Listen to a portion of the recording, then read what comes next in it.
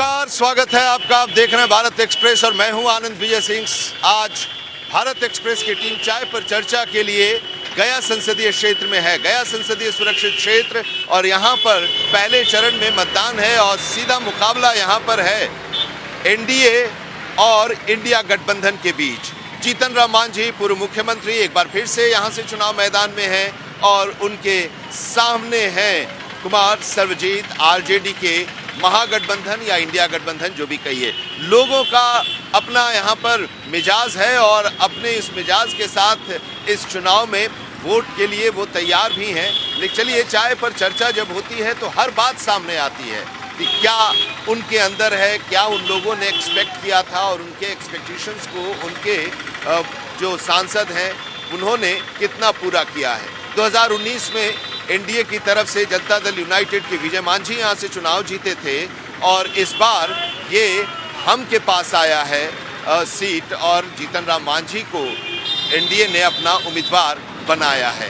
तो अब चर्चा की शुरुआत करते हैं और जानते हैं कि यहाँ के लोगों का मन और मिजाज क्या कह रहा है। इस बार के लोकसभा के चुनाव में क्या है, आप क्या देख रहे हैं, क्या चर्चा चल रही है? चर्चा चल रही है जो हमारे देश को आगे ले जा रहा है उसके प्रति हम लोग का चर्चा है। हमारा देश अभी जो विकसित हो रहा है, हमारा भारतवर्ष को सब लोग जान रहे हैं, तो हम लोग उधर ही हम लोग जाने के लगे हुए हैं। वोट तो देंगे, उन्हीं को ही देंगे। कौन देश को ले जा रहा है, विकास कर रहा है? बिहार में महागठबंधन की भी सरकार थी, अब एनडीए की सरकार है नीतीश जी के नेतृत्व में। केंद्र में एनडीए के साथ नीतीश जी हैं, उनके खिलाफ इंडिया गठबंधन है। लड़ाई सीधा है, मुकाबला यहाँ पर एनडीए में जिनके साथ मोदी जी हैं, बस हम लोग उन्हीं के साथ वोट देंगे, उन्हीं को। आपको क्या लग रहा है इस चुनाव में? जो काम करेगा वो जीतेगा, जो नहीं करेगा वो नहीं जीतेगा। तो देश के मुख्य प्रधानमंत्री जो मोदी जी हैं वो देश पूरा विश्व में नाम कर रहे हैं, अपने भारत को ऊंचा कर रहे हैं, तो उन्हीं का ही से जाता है। सीधा मुकाबला है यहाँ पर आरजेडी और हम के जीतन राम मांझी के बीच में, एनडीए और इंडिया गठबंधन के बीच में। मुद्दे क्या हैं? मुद्दे नरेंद्र मोदी और राष्ट्रीय मुद्दा ही है या फिर देना चाहिए बेरोजगार को?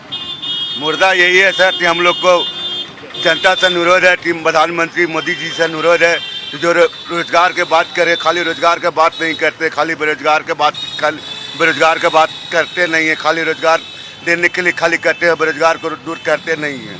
वो खाली करते हैं राम मंदिर। अरे राम मंदिर ठीक बनवा दिए तो रोजगार का भी बात करिए ना सर। हम लोग नौजवान को बेरोजगार को रोड पर दौड़ा दिए हैं, ये इसका भी कुछ सोचना चाहिए ना सर। कि हम लोग खाली बेरोजगारी में दौड़े हैं, हम लोग बेरोजगारी में रहे हैं। बेरोजगारी एक मुद्दा है यहाँ पर और बेरोजगारी के बारे में लोग बता भी रहे हैं। यहाँ का इस चुनाव में मुद्दा क्या है? राष्ट्रीय स्तर पर ही मुद्दा है या स्थानीय मुद्दा? राष्ट्रीय स्तर का ही मुद्दा है, बेरोजगारी कोई मुद्दा नहीं है।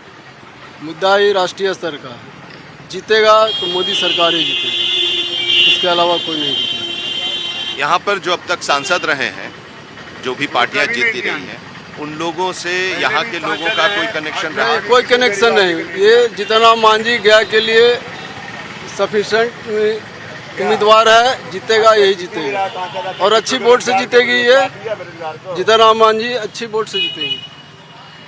इस चुनाव में क्या मुद्दा आप देख रहे हैं? मुद्दा क्या रहेगा? मुद्दा बस एक ही है, बस रोजगार और देश के हित। तभी तो है, सबसे पहले देखना है देश की हित, और देश के हित के लिए मोदी जी हैं, दूसरा तो कोई ऑप्शन है नहीं। हमारे राहुल जी ना कुछ बोल पाते हैं ना कुछ कर पाते हैं, बस एक ही को खाली सीधा तो कहते हैं कि हम लोग इटली से मतलब। विपक्ष एकजुट है, पूरा गठबंधन बना है, इंडिया गठबंधन, और उससे एक उम्मीदवार यहाँ पर है। एकजुट रहने से क्या होगा? आज एकजुट है सत्ता पाने को, कुर्सी पाने को। जब कुर्सी मिल जाएगा तो बंदरबाट हो जाएगा। किसी का कोई वैल्यू है? महागठबंधन है तो है जरूर, लेकिन किसी को सीमित है? कोई जान रहा है महागठबंधन को? आज वो उधर जा रहे हैं, कल वो उधर जा रहे हैं। अभी हम लोग सिर्फ एक ही तरफ ध्यान केंद्रित है, वो है मोदी जी। ना कि हम जीतन राम मांझी को देख रहे हैं, ना किसी और को देख रहे हैं, बस सिर्फ ध्यान मोदी जी। आज हमारे मोदी जी के चलते ही देश सुरक्षित है हाथों में, नहीं तो हम लोग कहाँ रहते कोई पता नहीं। युवा क्या सोच रहे हैं इस चुनाव में? जैसे चल रहा है ऐसा सब सही चल रहा है। आगे जो है प्रधानमंत्री जो चाहे वही हो। प्रधानमंत्री चाह रहे हैं जैसा आप अच्छा ही करेंगे। अब उनके विचार में हम क्या बोलते हैं। चुनाव में चर्चा क्या है, क्या चर्चा चल रही है? मोदी जी का क्यों? मोदी जी अच्छा काम कर रहे हैं, आधा सब विकास कर रहे हैं, जनता के प्रति ध्यान रखते हैं। तेजस्वी तो कह रहे हैं कि हम रोजगार दिए और ये रोजगार नहीं दिए। हवाबाजी है, पैतराबाजी है उस सब का। वो 15 साल में अपना जब रीजन में जब कुछ नहीं करके दिखाए तो अब क्या करके दिखाएंगे। उनका पिताजी के टाइम से ही रवैया चल रहा है। पूरा विपक्ष एक है इस बार मोदी को हटाने के लिए। नहीं, मोदी को हटाने से हटेगा, मोदी कभी नहीं हटेगा, मोदी कभी नहीं हटेगा। जीतन राम मांझी जीतेंगे, उन्हीं का समर्थन में तो वो भी हैं मांझी जी। पिछले 2 बार से मांझी जी सफल नहीं हो पा रहे थे, चुनाव लड़ रहे थे। हो जाएंगे सफल, 100% हो जाएंगे इस बार। वजह क्या है? सिर्फ मोदी है? वजह मोदी जी हैं। मोदी जी के साथ में तो वो भी जीतेंगे, नहीं तो मांझी जी भी नहीं जीतेंगे, बात स्पष्ट है। राम मंदिर एक बड़ा मुद्दा है। राम मंदिर का मुद्दा गया में भी है, विष्णुपद मंदिर यहाँ भी है, लोग यहाँ भी पूजा वगैरह करते हैं, दर्शन के लिए पर्यटन से आते हैं। राम मंदिर का मुद्दा यहाँ है जी। राम मंदिर में जैसे विकास हुआ है, मेरा गया का भी विकास होना चाहिए। और मेरा मंदिर है गया में, उसको भी स्वयं करा जाए। और गया में भी इस बात को रखा जाए कि गया भी राम मंदिर जी जैसा हो, पूरा घाट सुंदरता हो, और हर तरह से गया का विकसित हम चाहते हैं मोदी से। गया का विकास, गया एक पर्यटन स्थल है, दुनिया के मानचित्र में है और एक समय तो पिंडदान के लिए लोग देश के अलग अलग हिस्सों से आते हैं यहाँ पर, दुनिया के दूसरे देशों से भी लोग आते हैं। इस जगह पर आपको लग रहा है कि कुछ और ऐसा होना चाहिए, बदलाव होना चाहिए, जिससे कि गया की पहचान जो है उसमें और 4 चांद लग जाए? होना तो चाहिए, क्योंकि गया एक ऐसा शहर है जहाँ से देश विदेश के लोग भी आते हैं। और अभी देखिए कि जो इनका विकास मिशन जो चल रहा है हमारी सरकार मोदी जी का, हमको लगता है कि आने वाले कल में हमारा गया शहर भी हेरिटेज नज़र आएगा, देखने में कुछ आएगा कि गया शहर भी है। और ड्यू टू मोदी हमको तो लगता है कि और कोई सरकार आएगी तो नहीं गया शहर को देखेंगे। और गया शहर में देखिए विकास हो रहा है, स्टेशन को और देखिए पूरा शहर, उम्मीद है कि पर्यटन स्थल के रूप में गया जाना जाएगा। ऐसा विकास करेंगे हमको। राम मंदिर मुद्दा है? कोई मुद्दा नहीं। राम मंदिर तो बहुत अच्छा हुआ कि हमारे देश में राम आ गए। राम कहाँ थे हम लोग को पता नहीं चल रहा था, लेकिन इनके चलते राम मंदिर बन गया। इससे बड़ा काम कभी हो ही नहीं सकता है। जिसके हर घर में राम है तो राम मंदिर तो बनेगा ही। जो योजनाएं केंद्र सरकार की रही हैं, वो योजनाएं यहाँ उतरी हैं, उसका सही ढंग से लोगों तक वो योजना पहुँची है? ये देखिए, एक योजना तो बहुत चली, अब योजना का लाभ उठाना हम लोग का काम है। अब किस ढंग से मैंने कि उसको आगे बढ़ाना है, क्या करना है। हाँ, नेताओं में कमी है, नेताओं में, लोकल नेताओं में कमी है कि किसी को कोई जानकारी नहीं, बस चुनाव तक ही मतलब है। गया को थोपा गया है, जीतन राम मांझी गया को थोपा गया है। वो जब मुख्यमंत्री बने तो केवल अपने गांव को छोड़ के गया शहर का कोई विकास किए नहीं। महाकार के सिवा किसी एनडीए के द्वारा थोपा गया है गया शहर को। गया शहर का दुर्भाग्य है, इतने विधायक, इतने मंत्री रहते हुए गया शहर आज के जैसा 20 साल पहले था, आज भी वही है। सफाई के मामले में जीरो। बिजली व्यवस्था थोड़ा सुधरी है, बिजली व्यवस्था बहुत हद तक सुधर गई है, लेकिन बाकी सारा चीज जितने भी अभी तक सांसद बने, बहुत कम ही 10-20 उनके चमचे होंगे जो उनको जानते होंगे। बाकी जनता उनको आज तक नहीं चिंती है, ना पहचानती है। केवल वोट देने के टाइम में नेता लोग आते हैं, वोट मिल गया, मजबूरी है, देना ही है वोट, हम लोग जाएंगे कहाँ।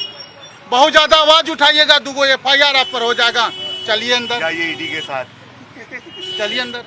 तो ये यहाँ पर तो बड़े लंबे समय से विधायक भी रहे हैं, आपके सामने नजर आ रही है। तो कभी आप लोगों ने उनके सामने या यहाँ की जनता ने उनके सामने यहाँ के बारे में नहीं कभी चर्चा की?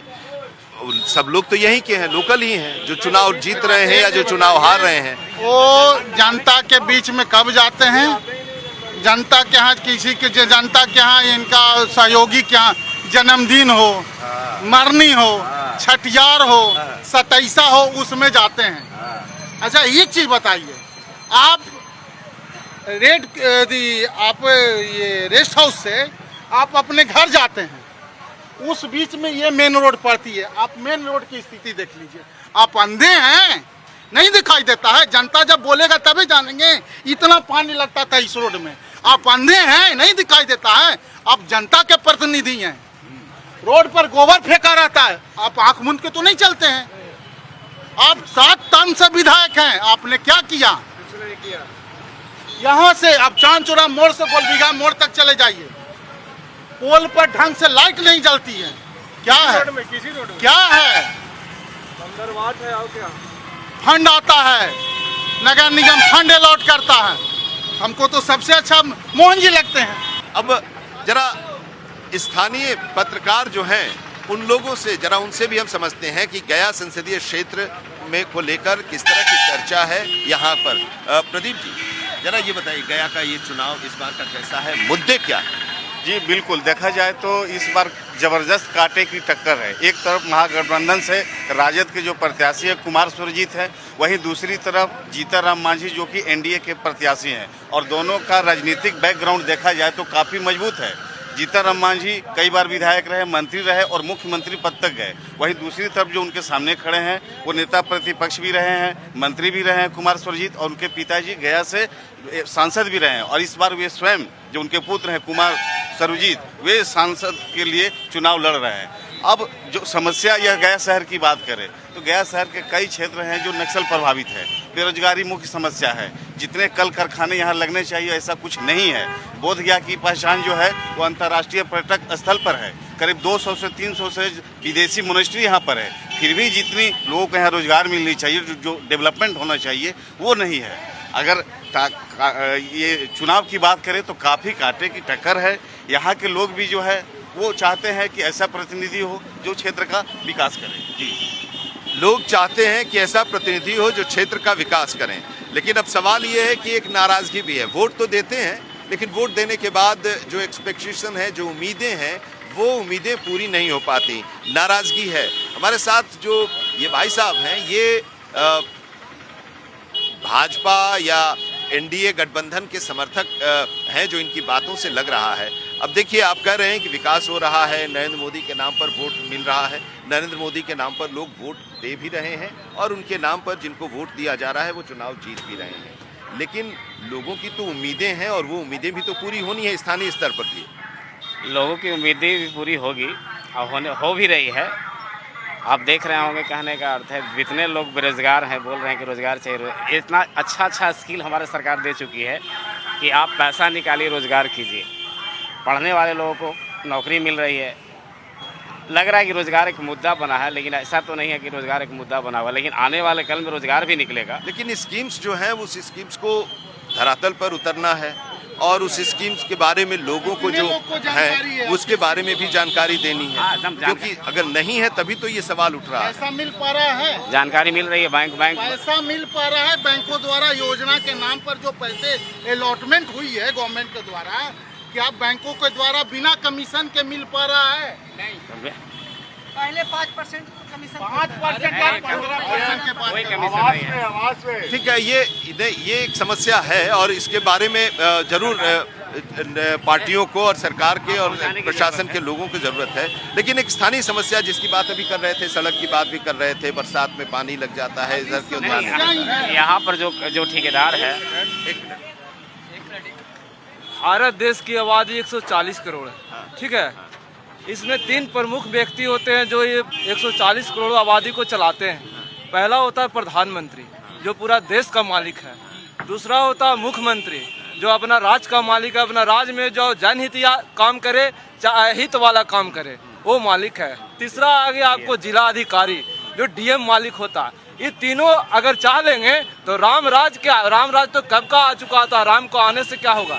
ये तीनों ही भ्रष्ट है तो कभी नहीं राम राज आ सकता। तीनों की जिम्मेदारी नहीं, ठीक है। अब ये है कि ऊपर से लेकर नीचे तक इन्होंने समझा दिया और यही उम्मीदें हैं। जय हिंद, जय भारत, ठीक है। तो अब लेकिन सवाल ये है कि स्थानीय स्तर के जो मुद्दे होते हैं उनको क्या समझ नहीं पाते, या वहाँ पर कहाँ कमी रह जाती है जिससे कि बारिश के दिनों में सड़क पर पानी लग जाना या सड़क का निर्माण न हो पाना, टूटना, ये मरम्मत नहीं हो पाना, ये कहाँ पे कमी रह जाती है? यहाँ पर प्रशासन का सबसे बड़ा फॉल्टी है। यहाँ का जो नगर प्रशासक है प्लस जो हमारे जो इतने सारे जो पदाधिकारी आते हैं उनको देखना चाहिए कि शहर में इस तरह का रोड टूटा हुआ है, नाली खराब है। तो हम सीधे प्रशासन को इसलिए दोष मानते हैं क्योंकि हम लोग कर नहीं सकते। जब भी जो दायित्व जिसका मिला हुआ है, चाहे नगर निगम हो, चाहे आपके यहाँ का जो आयुक्त महोदय हो, जो भी हो, इसको देखें और जो रोड की समस्या है, जो गली की समस्या। मोदी जी कहते हैं कि सिर्फ 4 जातियां हैं और उनमें गरीब, युवा, महिला और किसान। महिला सशक्तिकरण को लेकर, महिलाओं को लेकर उनके पास कई योजनाएं हैं। क्या आपको लगता है? हमको क्या लगता है सर, हम तो मोदी जी के ही कहते हैं कि पिछली जाति के एकदम में सब छोड़ देता है, समझे न। जो जीतता है, जैसे मान ली कुशवाहा जीता तो अपना जाति भाई लेता है, यादव जीता तो जाति भाई लेता है, तो हारजन कहाँ जाएगा? आप ही लोग समझिए। तो मोदी जी तो कह रहे हैं कि महिला जो है वो हमारी प्राथमिकता में है। वो तो ठीक कहते हैं, लेकिन इधर का जो है घुसखोरी तो छोड़ता है नहीं आदमी। वही तो बात है, मेन बात है तो घुसखोरी है ज़्यादा है।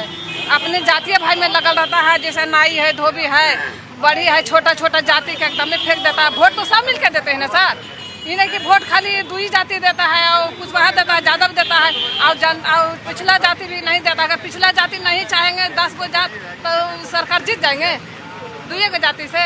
महिलाओं के लिए काम हो रहा है, महिलाओं के काम जो योजनाएं हैं उससे आप संतुष्ट हैं? मोदी जी के काम से संतुष्ट हैं? मोदी जी के काम से शुरू है। मोदी जी तो काम खुद दे रहे हैं सर, और देंगे। और उनका हाथ जोड़ते हैं कि जाति बाय छोड़ दीजिए और पिछली जाति भी पर ध्यान दीजिए। हम यही कहेंगे मोदी जी से। वो तो कह रहे हैं कि कोई जाति ही अब नहीं रहे। वो तो मानते हैं कोई जाति नहीं है, लेकिन जो घुसखोरी लोग है तो छोड़ता है नहीं वो काम के मोदी जी छोड़वा देते तो अच्छा। एक ही बात है कि सगरे सब कुछ है, नवादा जिला में कुछ देवे नहीं करते हैं। जैसे मान लीजिए तो नवादा की बात हम लोग नवादा में करेंगे, अभी तो गया में है। गया में है, गया में तो काम करते हैं, लेकिन मेरा घर तो नवादा। हाँ, तो नवादा में भी जब होगा तो नवादा की भी आवाज़ हम वहाँ तक ले जाएंगे। अभी हाँ ठीक है, ये गया की है तो गया में तो आप महिलाओं पर थोड़ा सरकार ध्यान देंगे और शिक्षा पर ध्यान देंगे और बाल बच्चा गरीबी से पढ़ लिख रहे हैं। बदलाव हुआ है, बदलाव कुछ हुआ है, फिर भी पढ़ा लिखा लड़का के बदलाव हुआ है। और बदलाव के साथ साथ अभी और भी बदलाव की ज़रूरत है। जाति का जो प्रभाव है उसको और कम करने की या उसको खत्म करने की ज़रूरत है। महिलाओं के लिए जो मोदी जी कर रहे हैं उसके बारे में भी है कि उससे संतुष्ट तो हैं। बदलाव के लिए तो हम भी कुछ बोलना चाहते हैं। बदलाव बहुत हुआ है, इसमें कोई दो मत नहीं है। आदमी लोग बहुत इसमें खुश भी हैं। इससे भारत का विकास तो हो ही रहा है, लेकिन एक चीज़ पर अंकुश लग जाए तो बहुत विकास हो जाएगा, अपने आप हो जाएगा। सिर्फ भ्रष्टाचार खत्म होगी तभी विकास संभव है। अगर भ्रष्टाचार नहीं खत्म होगी तो विकास कभी भी भारत का नहीं हो सकता है। ऐसे लेकिन भ्रष्टाचार खत्म करने के लिए लोगों को भी तो आगे आना होगा। ऑफर कौन करता है? ऑफर हम करते हैं, ऑफर हम करते हैं तो फिर उनको लाचार किया जाता है। अगर कोई लोन लेने जाता है तो इतना न टहलाएगा, वो लाचार होकर कहे कि आप ले लीजिए पैसा हमको करना। अब तो बैंक खुद कर रहा है कि आप आइए लोन नहीं कहती है, कहीं भी कोई बैंक नहीं कहती है। अगर ऐसा हो जाए तो समझिए कि किसी भी प्रकार का गया में इस बार का चुनावी मुद्दा क्या है? चुनावी मुद्दा गया में तो एक जान ही रहे हैं। क्या चर्चा चल रही है? हाँ, चर्चा चल रही है। चर्चा ये चल रही है कि एनडीए भी अच्छा काम कर रही है, एनडीए को वोट मिलना चाहिए, यही चर्चा है। जीतन राम मांझी यहाँ से एनडीए के एनडीए के कैंडिडेट हैं, बगल में ही रहते हैं, यहीं पे हैं, और इनको तो लोग वोट देंगे ही। लेकिन एक हमारे सर्वजीत जी भी हैं जो वो भी विधायक हैं अभी बोधगया के, वो भी खड़े हैं। लेकिन देखिए अब भविष्य में क्या होता है, लेकिन एनडीए का पड़ला कुछ भारी लग रहा है। तो हाँ, कुछ कहेंगे क्या आप? कह सकते हैं, अगर आपकी इजाजत हो तो कह सकते हैं सर। अगर आपका इजाजत हो तो कह सकते हैं। हाँ बताइए। कहना ये है गया सर, के बारे में। गया के बारे में, गया के बारे में कहना ये मेन बात है सर कि गया में बहुत लोग रहते हैं और बहुत लोग रहने के साथ साथ जहाँ तक उनकी आवाज़ जानी चाहिए उनकी आवाज़ को सुनने वाला कोई है नहीं।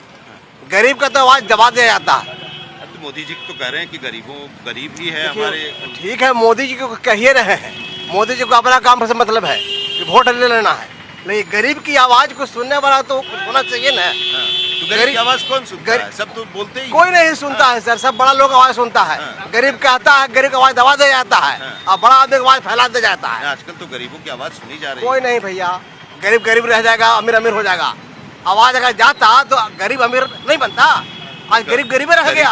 आज देखिए, खत्म करने के लिए सुनिए सर, हम गरीब हैं, मेरा बच्चा जो है पढ़ नहीं पाएगा। ठीक है, पढ़ नहीं ठीक है, पाएगा। आप शिक्षा की बात कर रहे हैं। हमारे साथ एक युवा है और जरा ये बताइए युवाओं की क्या सोच है इस चुनाव को युवाओं लेकर? क्या की उम्मीद है? सोच है, सबसे बड़ी बात है रोजगार, और दूसरी सबसे बड़ी बात है कि हम मगध विश्वविद्यालय के स्टूडेंट हैं। यहाँ ना टाइम पे परीक्षा होती है, ना टाइम पे रिजल्ट आती है, और रिजल्ट नहीं आने के कारण से बहुत सारे चीज़ में अप्लाई नहीं कर पाते हैं। अभी भी हमारा रिजल्ट नहीं आया है, एग्ज़ाम भी हो गया है। ये सबसे बड़ा समस्या है यहाँ पे मगध यूनिवर्सिटी को लेकर।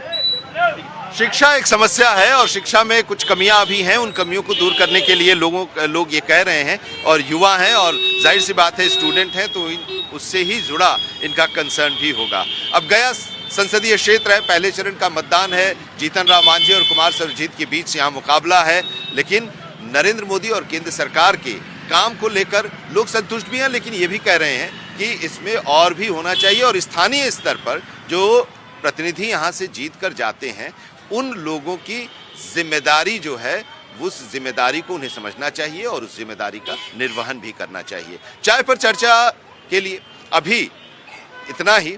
हमें इजाजत दीजिए कैमरामैन पवन शर्मा के साथ गया संसदीय क्षेत्र से, और हम आगे फिर मिलेंगे। गया संसदीय क्षेत्र के लोगों का मिजाज और जानेंगे और पार्टियों का क्या रुख है वो भी हम जानेंगे। फिलहाल दीजिए इजाजत, नमस्कार।